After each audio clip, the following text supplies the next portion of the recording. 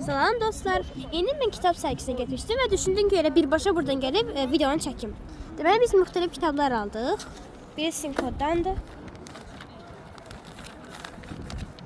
Etik Həyat. Bunu özüm almışam. Düşəcək indi sağ. Belə Qədim Qanun kitabı var. Qədim Qanun 2 kitab almışdım. Çıxartma olmuş. Yazmaq istəməyən karandaş nağılı.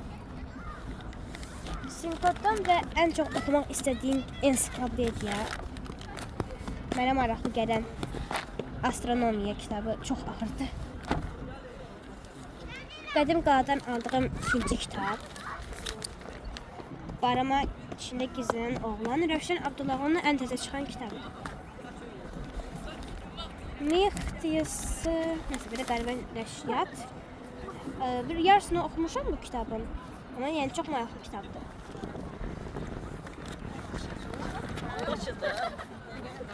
Səs səslənir. Fikir vermək lazım deyil. Piano macəraları, bir yarpağın arzusu, bir şiir kitablar. Bir də belə əl biçimi. Və sonuncu da Parlaq İmzalar nəşriyyatından.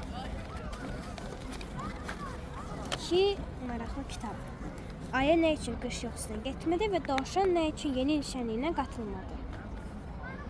Bir də oradan belə maraqlı başa taxmaq üçün tac deyə nəsə qəribə bir şey var idi, amma indi açın.